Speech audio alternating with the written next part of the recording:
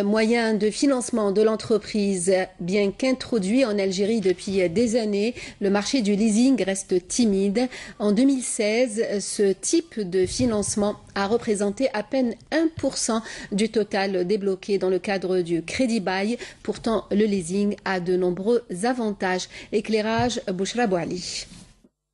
Le leasing ou le crédit bail est un moyen simple de financer temporairement l'usage d'un bien mobilier ou immobilier avec à la fin du contrat une option d'achat. La signature d'un contrat de leasing implique 3 partenaires. Vous avez le crédit preneur, le crédit bailleur ou l'institution financière et le fournisseur.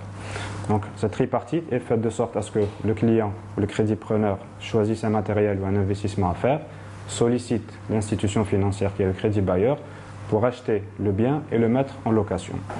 Cela durera une durée convenue d'avance sur laquelle il y a des mensualités ou des loyers qui sont perçus. In fine, il y a un transfert de propriété moyennant ce qu'on appelle dans le jargon financier une valeur résiduelle.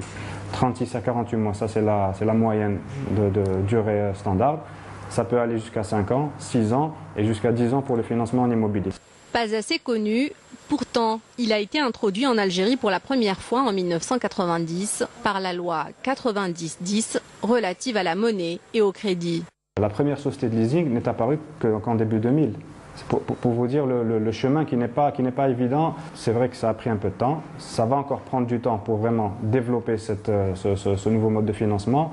Mais voilà, le besoin est là, le potentiel est là, donc tout converge vers le développement du produit en Algérie.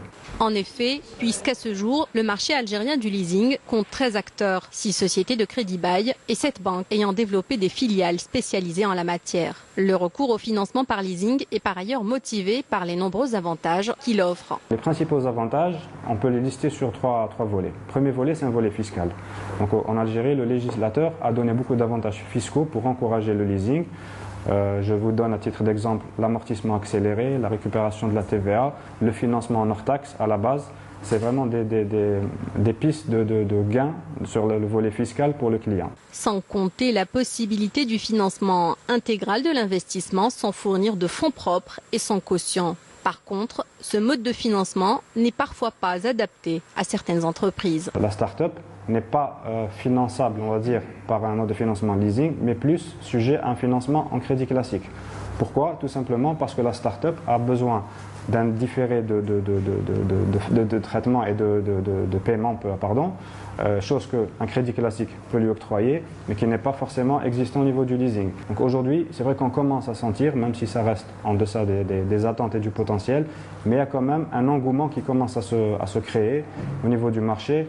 Un engouement pour le marché du leasing qui s'est chiffré à 40 milliards de dinars en 2016, ce qui représente en réalité moins de 1% du total des financements débloqués dans le cadre du crédit bail.